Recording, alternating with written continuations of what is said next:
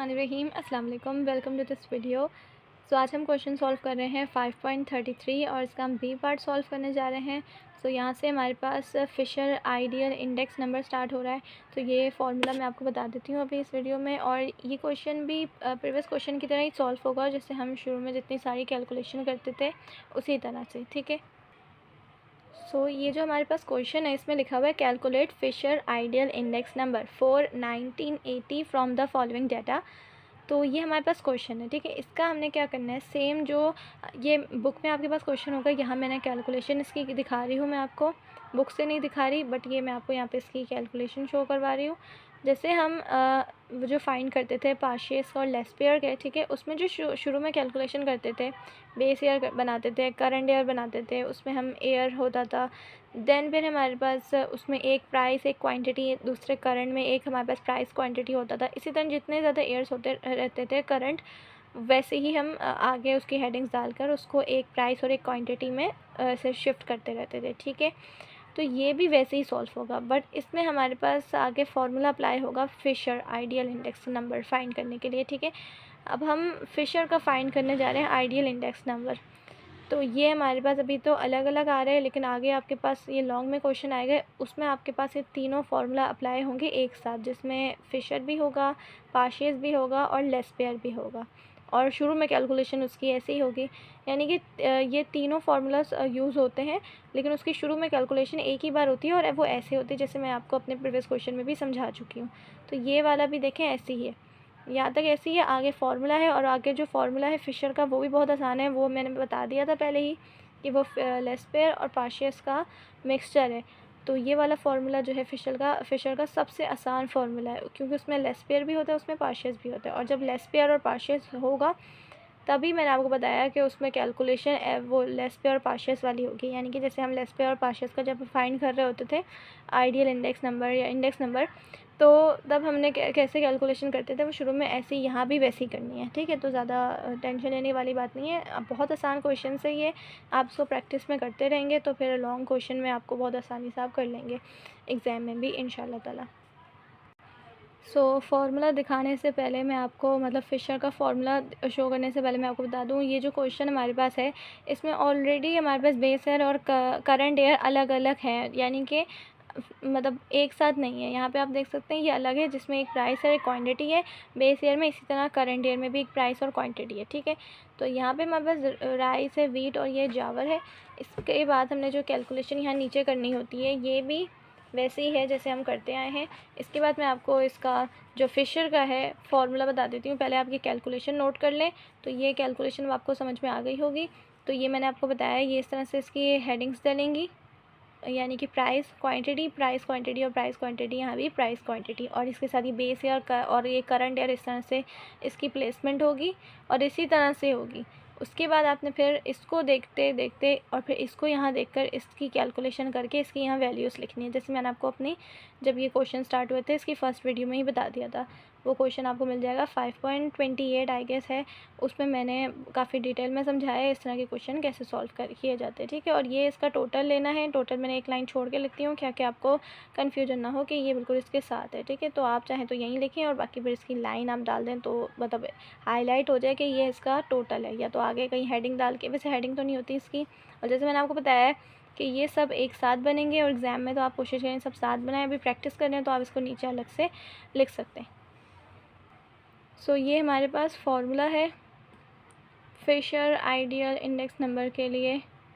ये फार्मूला है, इसको आप इस तरह भी लिख सकते हैं और आप इसको इस तरह भी लिख सकते हैं, ठीक है। तो यहाँ पे आप देख लें, एफ़ से हमारे पास फिशर शो होता है, जैसे कि लेस पेयर और पार्शियस में हम करते आए हैं। जो फर्स्ट उसका अल्फ़ाबेट है, जैसे फिशर का तो एफ़ से लिखेंगे, और फिर ये ON लिख दें इसको, या 01 लिख दें, वही हमारे पास बेस है और करंट ईयर हो जाता है ये, राइट।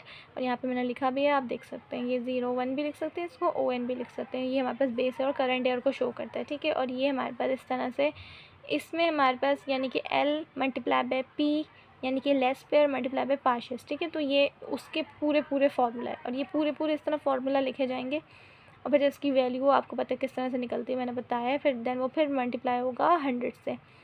और ये हमारे पास इसमें क्या एक नई चीज़ है, वो है रूट, क्योंकि इसमें रूट लग गया। क्यों रूट लग गया? क्योंकि हमारे पास 2 आ गए, जब 2 आ जाते हैं तो हमारे पास रूट लग जाता है, राइट। तो चलें फिर इसको हम क्वेश्चन को सॉल्व करते हैं। और यहाँ पे आपके पास इसके एग्जाम्पल भी आपको मिल जाएंगे बुक में, जो कि मैंने आई गेस आपको पहले भी दिखाया था। सो चलें फिर इसको हम क्वेश्चन को सॉल्व करते हैं।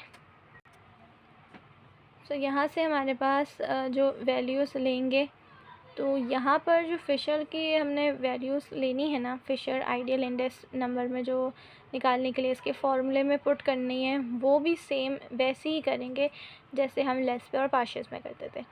लेस पेयर का ये फार्मूला होता है हमारे पास, और ये पार्शियस का ये, तो ये लेस पेयर का हमारे पास जो वैल्यू होती है, अब आप देखेंगे हमारे पास P1 और Q0 यानी कि प्राइस हमारे पास करंट ईयर की, और ये क्वांटिटी हमारे पास बेस ईयर की है, ठीक है। तो ये हमारे पास कहाँ आता है, ये जो हमने कैलकुलेशन की है यहाँ पे आपको ईज़िली मिल जाएगा। और इसका हमने क्या लेना है, टोटल लेना है, ठीक है। तो टोटल लेंगे, जैसे कि ये लेनी वैल्यू, फिर ये लेनी है, और फिर नेक्स्ट हमारे पास जो होगा वो ये और ये लेनी है, राइट। तो जब हम पार्शियस और जो फिश उसका निकालते थे लेस पेयर का, उसमें भी हम वैल्यू पहले सेकंड वाले, फिर फर्स्ट, और फिर इधर से हम लास्ट वाली और फिर सेकंड लास्ट वाली लेते थे वैल्यू। तो यहाँ भी ऐसे ही करना है। तो बस सिंपल वैल्यू को हम यहाँ पे लिख देंगे जो हमारे पास इसकी वैल्यू है।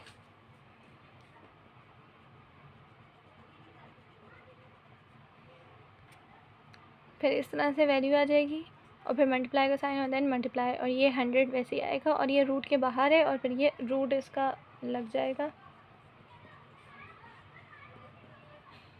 अब वही करना है हमने, सबसे पहले अंदर इसको डिवाइड करेंगे, दोनों को जो वैल्यू आएगी वो लिख देंगे, और फिर उन वैल्यू को आगे मल्टीप्लाई करेंगे।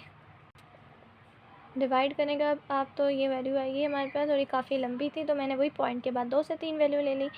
तो आप भी 1 ले लें या 2 ले लें या 3 ले लें या 4 भी लेना चाहें वैल्यू तो ले सकते हैं। और फिर देखें दोबारा यहाँ पे रूट ज़रूर लगाइएगा, ये रूट जब तक चलेगा जब तक हमारे पास पूरी अंदर एक वैल्यू ना रह जाए, और फिर ये मल्टीप्लाई का साइन आ जाएगा। अब हमने क्या करना है, मल्टीप्लाई करना है।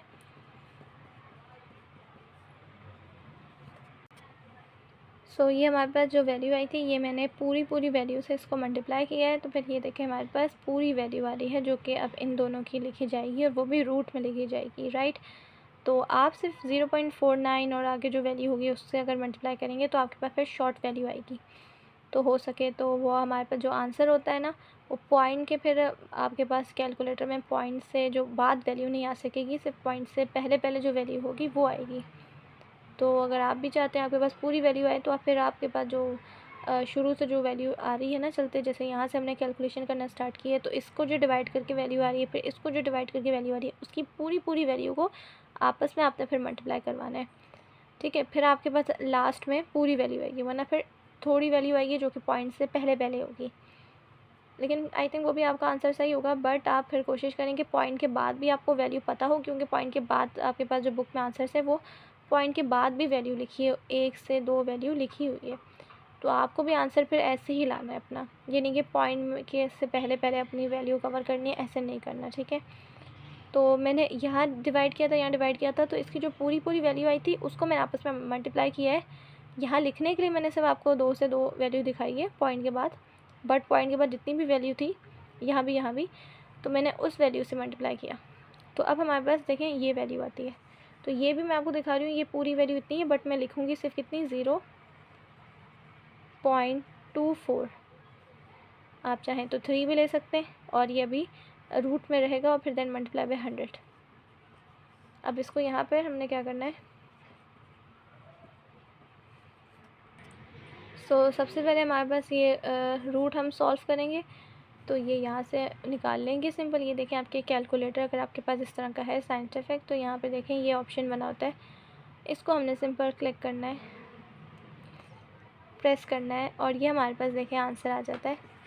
तो ये पूरी जो वैल्यू आ रही है, ये मैं सिर्फ कितनी ले रही हूँ देखें, 0.49 तक ले रही हूँ। बट अगर आपने चाहते हैं कि आपके पास आंसर अपना पूरा है, तो आप फिर देखें इस पूरी वैल्यू को फिर मल्टीप्लाई करें 100 से, फिर आपके पास ना आंसर पूरा आएगा। जैसे कि देखिए अब मेरे पास आ रहा है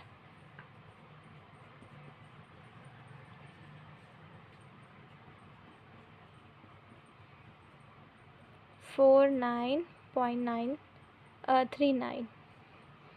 तो आपके पास बुक में जो आंसर है बिल्कुल देखें उसके अकॉर्डिंग है ये आंसर भी।